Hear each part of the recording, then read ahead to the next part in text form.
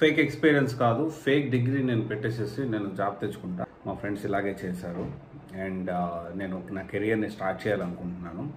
But కొన్ని అనివార్య కారణాల వల్ల నేను నా బీటెక్ని కంప్లీట్ చేయలేకపోయాను. అందువల్ల I want to start my career by taking some fake degree అని చెప్పి కొంతమంది స్టూడెంట్స్ అడిగారు. కొంతమంది అబ్రాడ్లో వెళ్ళి సెటిల్ అయ్యారు అని చెప్పి కొంతమంది అడుగుతూ ఉన్నారు స్టూడెంట్స్ కౌన్సిలింగ్లో.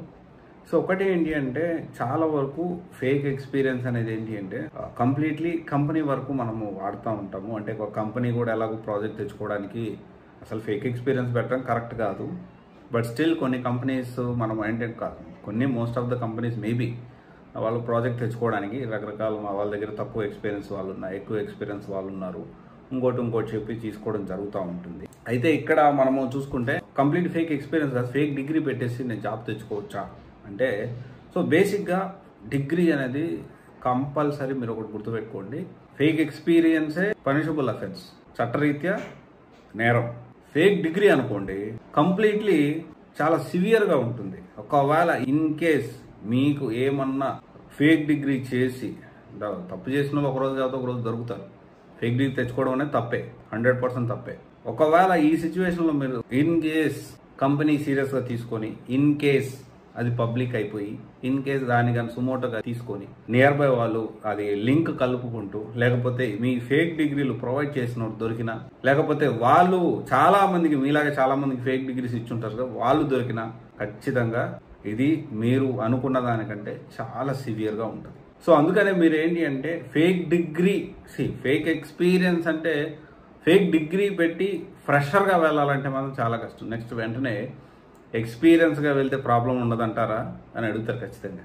ఫేక్ డిగ్రీ పెట్టి ఎక్స్పీరియన్స్ పర్సన్గా వెళ్తే మోస్ట్ ఆఫ్ ద కంపెనీస్ ఏంటి అంటే, ఒకసారి ఎక్స్పీరియన్స్ మీద మనం పెట్టాము, లేకపోతే మనం ఎక్స్పీరియన్స్ క్యాండిడేట్స్ అయ్యాము అంటే కంపెనీస్ ఫోకస్ అంతా కూడా మీ ఏం ఎక్స్పీరియన్స్, ఎంత రియల్ టైం ఉంది, ఎంతవరకు చేయగలుగుతారు, ఎక్కడెక్కడ చేశారు, దాని మీద ఫోకస్ వెళ్తుంది. కానీ మనం స్టడీ మీద కొంత తగ్గుతుంది రియాలిటీ.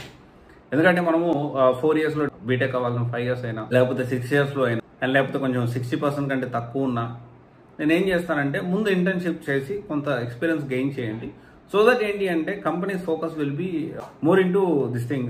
ఈ ఇంటర్న్షిప్ మీద ఉంటుంది, మీ ఎక్స్పీరియన్స్ మీద ఉంటుంది, అది రియల్ కూడా. కానీ దీని అడ్వాంటేజ్ తీసుకుని కంప్లీట్ డిగ్రీ నన్ను ఎడ్యుకేషన్ ఫేక్ చేస్తానంటే మాత్రం, దొరికారంటే మాత్రం చాలా సివియర్గా ఉంటుంది. సో వెళ్ళకుండా అది తీసుకోకుండా ఉండడమే కరెక్ట్. జెన్యున్గానే ట్రై చేయండి. And instead of this definitely డిస్టెన్స్లో మీరు చేసుకోవచ్చు, అండ్ ఎలిజిబులే. అండ్ చాలా సాఫ్ట్వేర్ కంపెనీస్ యాక్సెప్ట్ చేస్తే, కొన్ని కంపెనీస్ యాక్సెప్ట్ చేయవు, బట్ యాక్సెప్ట్ చేసే కంపెనీస్ కూడా ఉంటాయి. సో అది మీరు ప్లాన్ చేసుకుంటే బెటర్. అండ్ దీన్ని మాత్రం అస్సలు ఎంకరేజ్ చేయకండి. ఒకవేళ మీకు తెలిసిన వాళ్ళు ఫేక్ డిగ్రీ పెట్టి నేను అబ్రాడ్ వెళ్తానంటే సరే, అది అప్ టు యూ, మీ ఇష్టం. కరెక్ట్ అయితే లీగల్ అయితే కరెక్ట్ కాదు. లేదు నేను ఇలా చేస్తాను అంటే, నేను ఎక్స్పీరియన్స్ పెట్టి జాబ్ తెచ్చుకుంటాను, లేదా ఫేక్ డిగ్రీ పెట్టి జాబ్ తెచ్చుకుంటా అంటే ఖచ్చితంగా ఆలోచించి నిర్ణయం తీసుకోండి. తొందర అయితే అస్సలు వాడకండి. Okay, thank you.